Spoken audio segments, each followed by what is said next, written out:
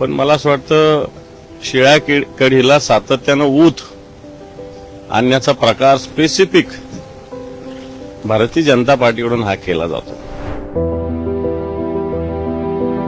एखादी बाब न्यायप्रविष्ट असताना आणि ती संवेदनशील विषय असताना त्याच्यावर कॅबिनेट मंत्री म्हणून मी बाहेर वाच्यता करणं किंवा बोलणं हे योग्य नाही.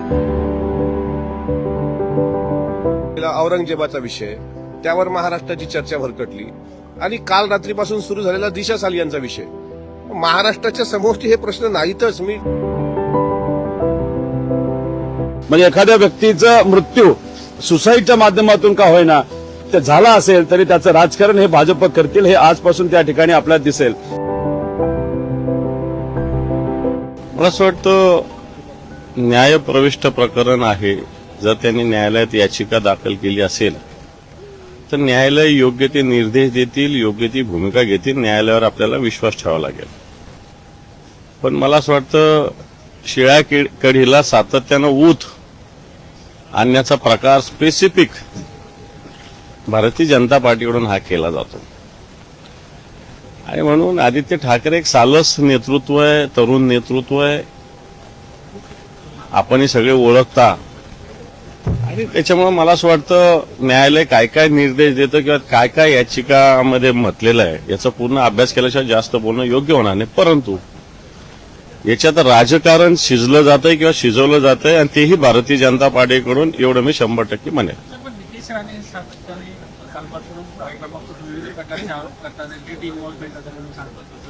हे बघा, 5 वर्ष झालेले, हे सरकार येऊन 3 वर्ष झालेली आहे. मागच्या काळात एसआयटी बीसायटी सगळे विषय झालेले आहे. सरकार तुमचं आहे. तुम्हाला वाटलं, कोर्टाला वाटलं, आता मला असं वाटतं योग्य ते पावलं तुम्ही उचलले पाहिजे. उगाच बोलण्याला काय अर्थ. एखाद्या कोर्टामध्ये गेल्यानंतर त्याच्यावर बाहेर भाष्य करणं हे योग्य नाही. ज्या पद्धतीनं त्यांच्याकडे जे पुरावे असतील तर ते कोर्टाकडे सादर करतील आणि त्याच्यानंतर न्यायप्रविष्ट बाब असल्यामुळं सन्माननीय न्यायालय याच्यावर योग्य तो निर्णय देईल. पण ज्या पद्धतीने आरोप केले जातात ते सगळं प्रकरण जे आहे ते आदित्य ठाकरे यांच्याकडे जातो. बऱ्याच वेळा देखील आरोप केला होता. आदित्य ठाकरे सहभाग आहे. कुठेतरी आदित्य ठाकरे पुन्हा या सगळ्याच्यावरून टार्गेट केलं जातं. मला असं वाटतं की वडिलांनी एखादं पिटिशन दाखल केल्यानंतर म्हणजे त्या मृत झालेल्या व्यक्तीच्या वडिलांनी दाखल केल्यानंतर कोणाला टार्गेट करण्याचा काही विषय येतो असं मला वाटत नाही. याच्यामध्ये सत्यता जी काय आहे ती कोर्टाच्या निर्णयानंतर बाहेर येईल आणि कोर्ट जो काय निर्णय देईल तो सगळ्यांना बंधनकारक असला पाहिजे.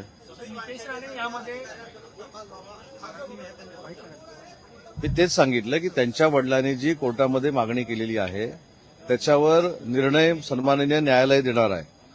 समीर वानखेडेंची मागणी असेल, अन्य त्याच्यामधल्या ज्या काही मागण्या असतील याच्यावर कोर्ट व्यवस्थित विचार करेल आणि त्याच्यानंतर न्यायालय जो निर्देश देईल त्यानुसार सरकार देखील कारवाई करेल. परंतु एखादी बाब न्यायप्रविष्ट असताना आणि ती संवेदनशील विषय असताना त्याच्यावर कॅबिनेट मंत्री म्हणून मी बाहेर वाच्यता करणं किंवा बोलणं हे योग्य नाही. त्याच्यामधली सत्यता नक्की न्यायालय पडताळून बघेल आणि त्याच्यामध्ये जे कोण दोषी असतील त्यांच्यावर कारवाई होईल. हे बघा, कुठल्याही व्यक्तीने आपल्या मुलीसाठी, स्वतःसाठी, एखाद्या महिलेसाठी न्याय मागण्याचा जर त्या ठिकाणी प्रयत्न केला असेल तर आमच्या सगळ्यांची इच्छा आहे की त्या व्यक्तीला न्याय तिथं मिळाला पाहिजे. पण न्याय मागत असताना त्याच्यामध्ये काय खरं घडलं हे सुद्धा लोकांना त्या ठिकाणी कळलं पाहिजे. कारण का 4 वर्षापूर्वी आपण जर बघितलं जेव्हा सुशांत सिंगची हत्या झाली होती, नाहीतर तिथं सुसाईड झालं होतं आणि दिशा सालियनचं सुद्धा त्या ठिकाणी तिथं जे सुसाईड झालं होतं याच्यामध्ये त्यावेळेस त्यांच्या आई वडिलांनी वेगळी वक्तव्य केलं होतं. आता ते कदाचित 4 वर्षानंतर त्यांना असं वाटत असावं की न्याय मिळावं म्हणून ते कोर्टात गेले असतील. जे काय असेल ते योग्य पद्धतीने त्या ठिकाणी सगळ्या गोष्टी झाल्या पाहिजे अशी आमची सुद्धा इच्छा आहे. फक्त आमचं एवढंच मत आहे की तुम्ही बघाल आजपासून पुढं म्हणजे पुढचे काही दिवस हे भाजपकडनं याचं वेगळ्या पद्धतीने राजकारण केलं जाईल. कारण दिशा सालियांच्या वडिलांनी त्यावेळेस सांगितलं होतं कोणी या बाबतीतलं राजकारण करू नये. पण आता राजकारण सुरू आजपासून झालेलं तुम्हाला आपल्या सगळ्यांना त्या ठिकाणी कळेल. कारण का भाजप जेव्हा राजकारण करतं त्याच्या मागे काही ना काहीतरी त्या ठिकाणी हेतू असतो आता तो हेतू कसा की जेव्हा बिहारचं इलेक्शन होतं तेव्हा सुशांत सिंग ज्यांनी सुसाईड केलं होतं त्याचं बिहारच्या इलेक्शनमध्ये राजकारण हे भाजपकडनं मोठ्या प्रमाणात केलं गेलं होतं. आता तुम्ही जर बघाल टायमिंग फक्त बघून घ्या की आता आजपासून बीजेपी वाले याच्यावर बोलायला सुरुवात करतील आणि 4 महिन्यानंतर बिहारचं इलेक्शन तिथं आहे. त्याच्याच बरोबर हे तर तिथं बिहार में चुनावी मुद्दा बना सुशांत सिंह राजपूत की मौत, बीजेपी ने दिया न भूलेंगे ना भूलने देंगे. म्हणजे 4 वर्षानंतर आता भाजपला ज्या गोष्टी ज्याच्या खऱ्या अर्थाने तुमच्याकडे केंद्र सरकार आहे, तुमच्याकडे केंद्रीय होम मिनिस्ट्री आहे, राज्याची होम मिनिस्ट्री आहे, आतापर्यंत याच्यामध्ये काय खरं खोटं हे लोकांपुढे यायला पाहिजे होतं. 4 वर्ष तुम्ही आता शांत बसला. आता भाजप हा मुद्दा बिहारचं इलेक्शन आणि महानगरपालिका मुंबईच्या इलेक्शन समोर बाहेर काढतो का नाही हे तुम्हाला त्या ठिकाणी बघावं लागेल. म्हणजे एखाद्या व्यक्तीचा मृत्यू सुसाईडच्या माध्यमातून का होईना ते झाला असेल तरी त्याचं राजकारण हे भाजप करतील हे आजपासून त्या ठिकाणी आपल्याला दिसेल.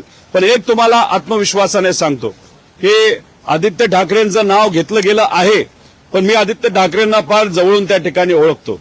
त्यांचा स्वभाव, त्यांचा संपर्क, ते ज्या पद्धतीने त्यांच्या मित्रपरिवाराच्या संपर्कात असतात, ह्या सगळ्या गोष्टी बघितल्यानंतर मला असं वाटतं ते 100% खरं आहे की ह्याच्यात किती काय केलं तर आदित्य ठाकरेचं नाव एक तर जुळू शकत नाही आणि याच्याशी आदित्य ठाकरेचं काही घेणं देणं नाही असा आत्मविश्वास माझ्यासारख्याला त्या ठिकाणी वाटतो.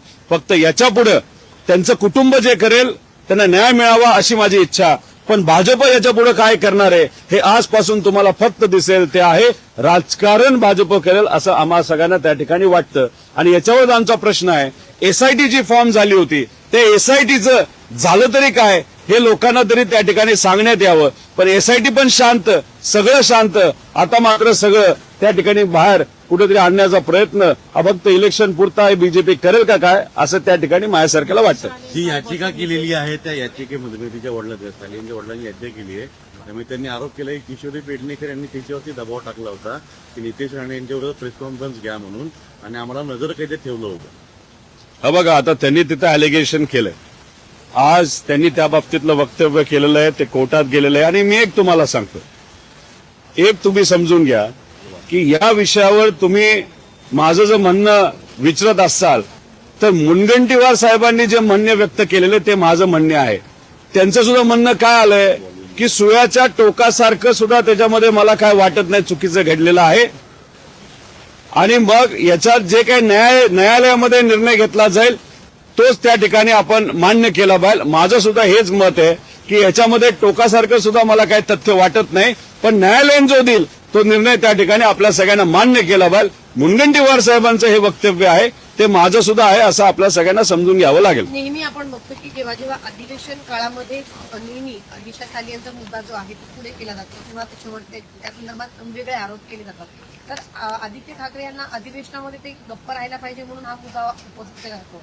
नाही आता कसं आहे की तुम्ही जर बघितलं की जेव्हा औरंगजेबचं प्रकरण तापवण्यात आलं होतं तेव्हा भाजपला असं वाटलं की चला अधिवेशनामध्ये लोकांचं लक्ष, आमदारांचं लक्ष, मीडियाचं लक्ष हे काही प्रमाणात आपल्याला विचलित करता येईल. पण हे करत असताना त्यांच्यावरच बऱ्यापैकी हे प्रकरण शेकल्यासारखं आता जाणवायला लागलेलं आहे. आरएसएसनी सुद्धा भाजपला आता वारेवर सोडून दिलेलं काल त्या ठिकाणी आपल्या सगळ्यांना बघायला मिळालं. अशात आता वेगळं प्रकरण कुठलं. आता ठीक आहे, मी म्हणत नाही की जे दिशा सालियांचे वडील आहेत त्यांनी मुद्दामून आत्ताच तो विषय त्या ठिकाणी काढला त्याच्यावर न बोलता. पण आजपासून तुम्ही बघाल भाजप आता औरंगजेबला त्या ठिकाणी विसरून आता ह्या प्रकरणाला मात्र त्या ठिकाणी वारं देईल. या प्रकरणाला थोडंसं मोठं करण्याचा प्रयत्न त्या ठिकाणी करेल. त्याच्या मागे फक्त राजकारण असेल, दुसरं कुठलीही गोष्ट त्या ठिकाणी नसणार. 2020 साली मालाडमधलं घडलेलं हे प्रकरण आहे माझ्या माहितीप्रमाणे. आता हे 2025 वर्ष आहे. गेल्या 2-2.5 वर्षांपासून या प्रकरणाची फक्त चर्चा होत होती आणि काल त्यांच्या वडिलांनी उच्च न्यायालयामध्ये एक याचिका दाखल करून अनेकांवर गंभीर आरोप केले. उच्च न्यायालयामध्ये नक्कीच त्याची सुनावणी होणार. आणि प्रश्न असा आहे की इतक्या वर्षानंतर ही याचिका दाखल करण्यामागचा नेमका उद्देश काय. त्याला 2.5 वर्षाचा काढ लोटला. आजपर्यंत पण त्यांच्या वडिलांनी हा प्रश्न याचिकेच्याद्वारे कोर्टाला विचारला असता किंवा कोर्टात याचिका दाखल केली असती तर आतापर्यंत न्याय भेटला असता.